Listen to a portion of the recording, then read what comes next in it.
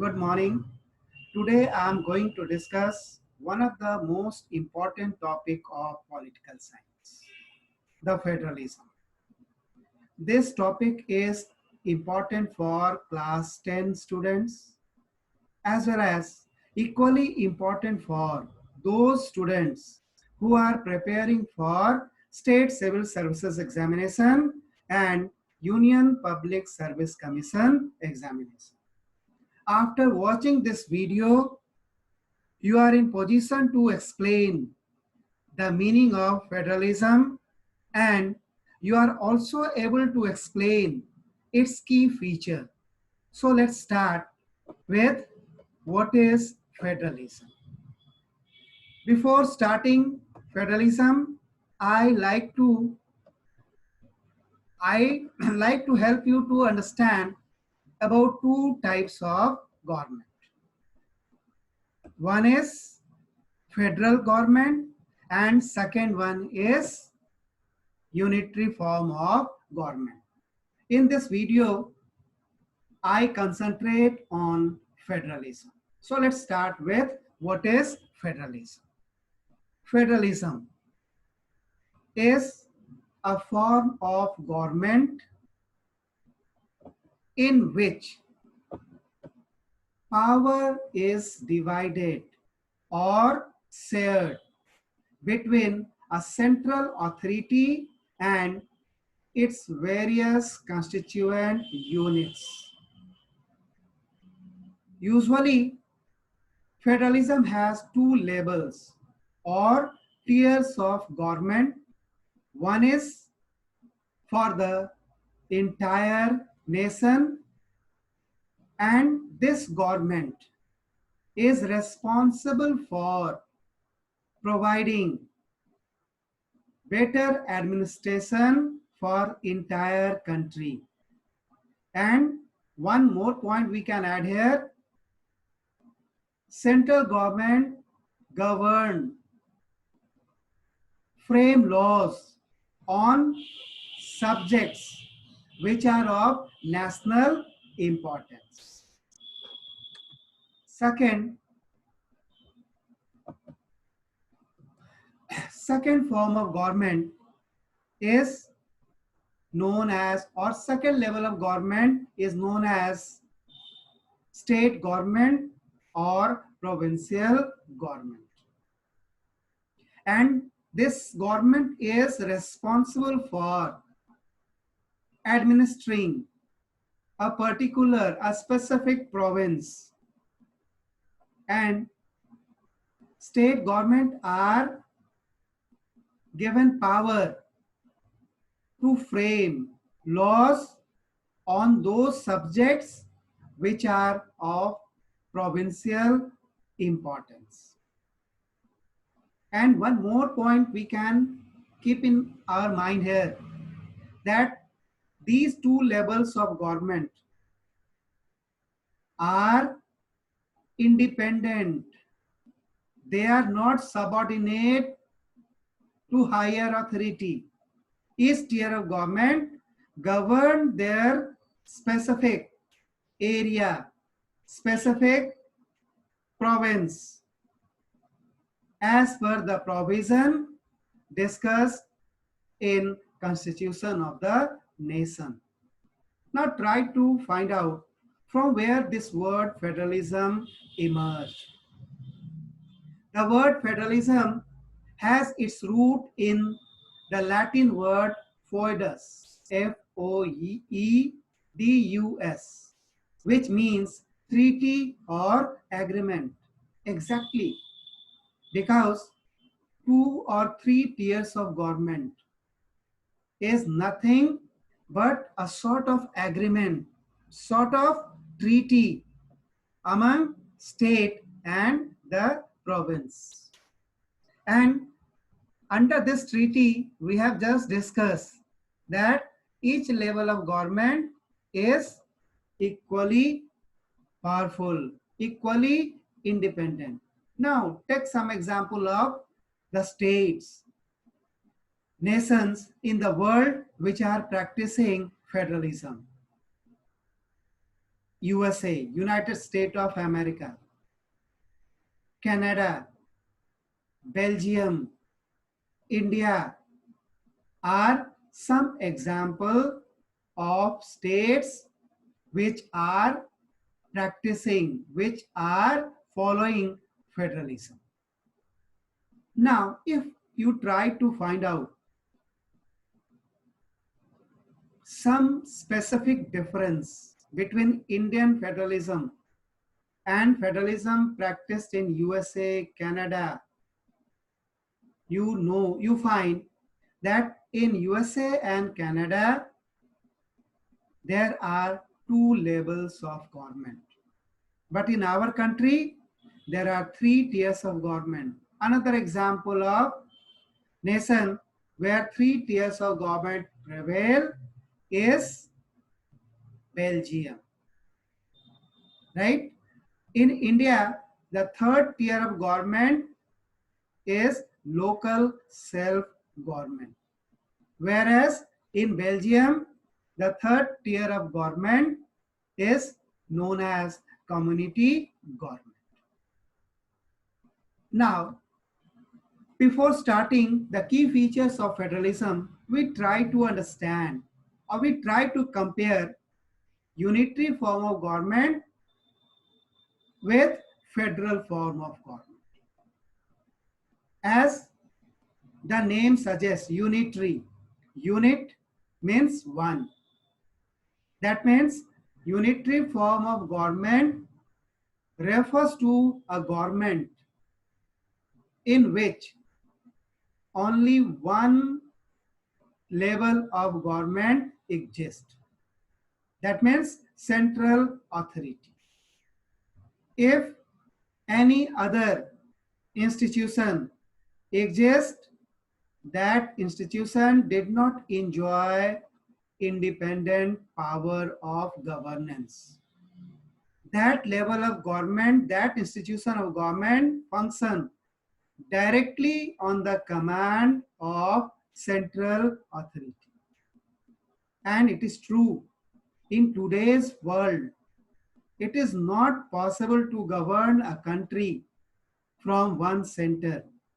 And that's why we need various subordinate institutions to help central authority. And in federalism, we have just discussed even subordinate constituent unit enjoy freedom, independence. But in unitary form of government, subordinate unit, constituent unit did not enjoy any sort of independence. This is the basic difference between federalism and unitary form of government. Now let's start with the topic key features of federalism. First and the most important key feature of federalism is derived from its definition. That is, federal form of government or federalism has two or more than two levels of governments. Means at least two levels of government is required to get recognized as federal state. And we have just discussed, but in some nation, there are three tiers of government, like Belgium and India. Second feature of federalism, each tier has its own jurisdiction in specific matters of legislation, taxation, and administration. Now, let us explain the meaning of some terms used in this second key feature. First is jurisdiction. Jurisdiction means geographical area. Jurisdiction means geographical area. Take example. Jurisdiction of Supreme Court of India means Supreme Court has right to administer cases which occurred in any part of the country. Second example, jurisdiction of Government of Bihar is geographical area of the state of Bihar. Any order, any law passed by the government of Bihar is applicable, implemented only in the geographical area of Bihar. It is not implemented or came into force outside the boundary of Bihar. Take example, the government of Bihar banned use and sale of liquor. And this law is not applicable in state of Jharkhand. Now come back to the point, second point. We have raised each tier has its own jurisdiction. Means both levels of government are free to pass laws, amend existing laws in the matter of legislation, taxation, and administration. Every state of India are free to administer their province as per the provision mentioned in the constitution of the country.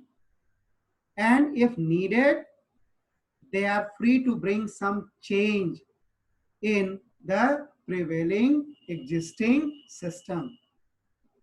Even central government enjoy right to bring change in the system. Take example, central government amended constitution, or we can say parliament amended constitution and bring drastic change in the taxation system of India and introduce GST with the consent of states. Later we discuss why consent of state is needed, is required.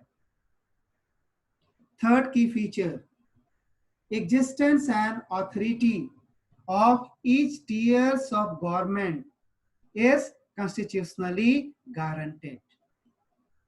Means how state government is elected. What are the powers enjoyed by state government is well defined, well explained in the constitution of our country. And even provincial government as well as union government is authorized government, legal government, because government of all the tiers are elected by the voters of India. And elections are organized as per the provision mentioned in the constitution of the country. Next point, next key feature, fundamental provisions or basic features of the constitution cannot be amended unilaterally by one level of government. Now let us understand what we mean by fundamental provisions or basic features. Fundamental provisions or basic features means by bringing change, by amending certain features of the constitution, the nature of constitution gets affected. Means by amendment, the whole basic ideology of the framer gets affected. Take example. At present, in India, we are having parliamentary form of government. But if parliament wants to replace parliamentary form of government by presidential form of government, is this change going to affect the basic nature, basic features of our constitution or not? Yes. That's why any change which affects fundamental provisions, basic features, cannot be amended unilaterally alone by parliament. To bring this change, parliament need the support, or we can say consent and approval of 50% plus one state. Now, once again, we recall the example GST. This GST is passed first by parliament, later it is sent to state for their approval, because this very provision going to affect the very basic nature of taxation of our country. And you know, Bihar was the first state to pass this GST Act, GST bill, because Bihar was the gainer after implementation of GST. Now, next key feature, independent judiciary and courts have power to interpret the constitution, power of states, etc. And this very provision make any country, any nation a true federal state. Now let us analyze. Do you think in India judiciary is independent? From outside it appears, or sometimes we are in confusion that judiciary is not an independent body. But when we try to find out some provisions, constitutional provisions related to judiciary, then we say that really in India, judiciary is independent. For example, we know that judges of high courts and supreme courts are appointed by president on the basis of a panel of judges. But can President of India remove judges of high courts and supreme court? Answer is no, because judges of supreme court and high court are removed only by the provision of impeachment. And we know that impeachment or to impeach is not an easy process. And that's why, till date, not even a single judge of High Court or Supreme Court is removed from his office. Second provision, salary of judges of high courts and supreme courts are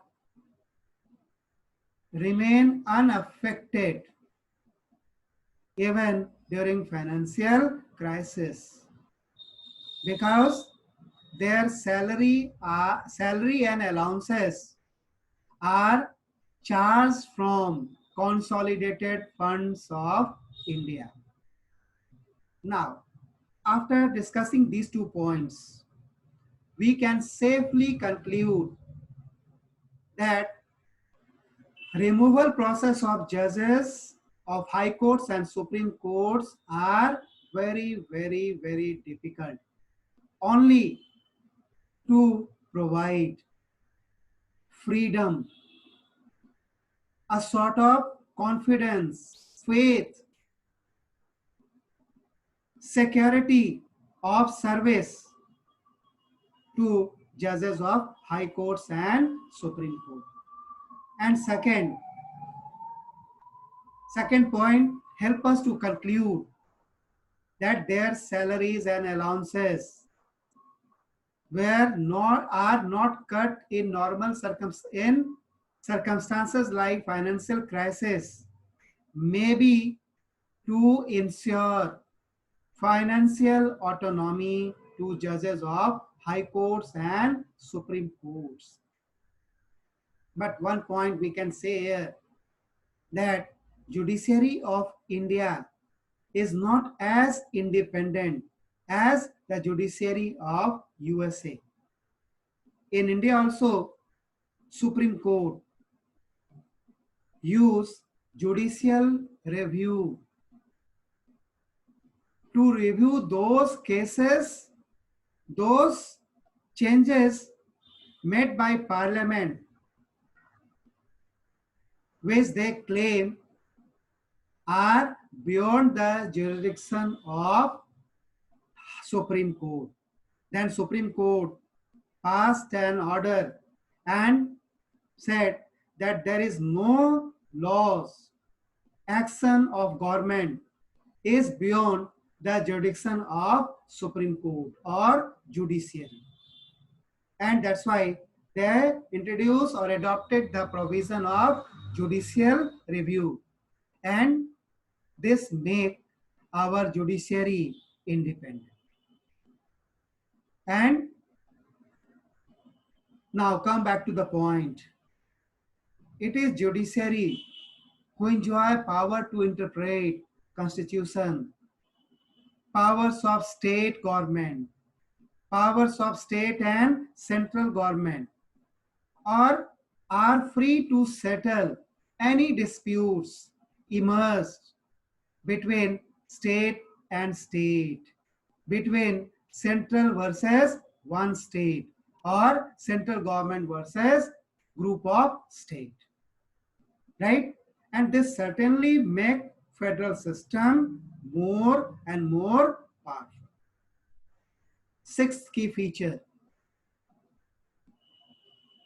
source of revenue for each level of government are clearly specified in the constitution as well as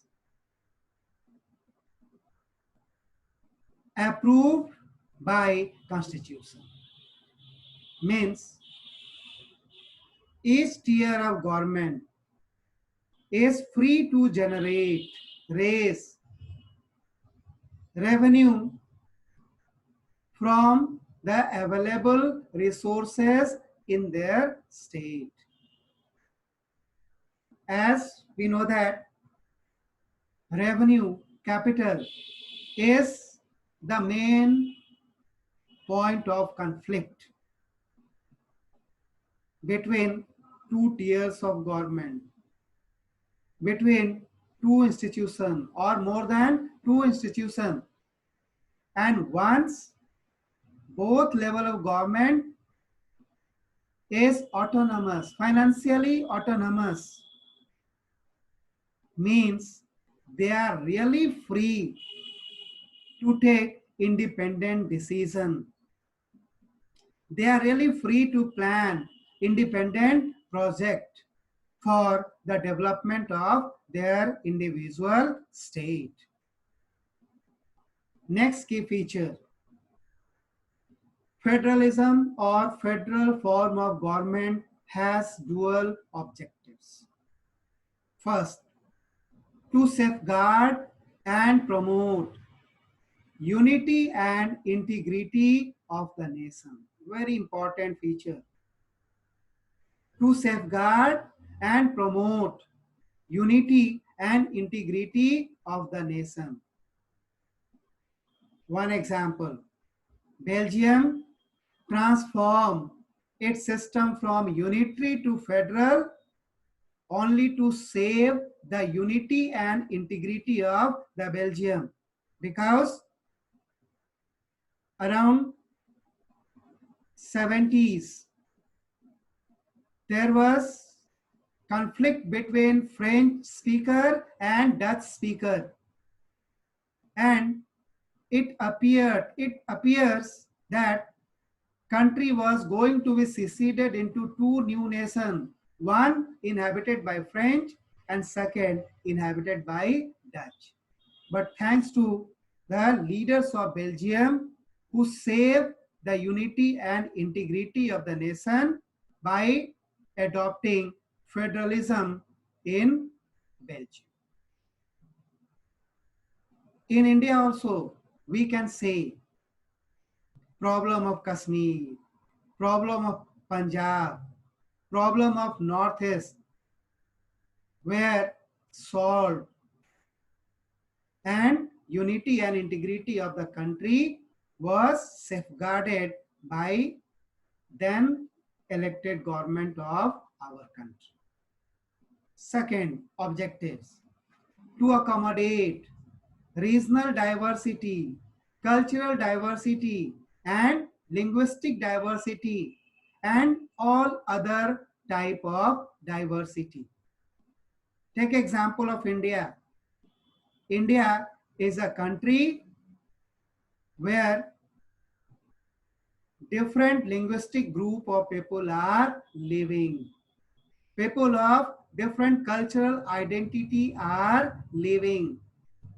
People of different regional identity are living. But our constitution accommodated all this diversity by considering their genuine demands. For example, 22 languages are placed in scheduled language list only to avoid conflicts in our country in the name of language. There is no reservation, no specific importance given to any region or any cultural associated group. With this, I like to thanks to all those who watched my video, and hope you are in better position to explain the meaning of federalism and the key features of federalism. With this, today I am stopping my video.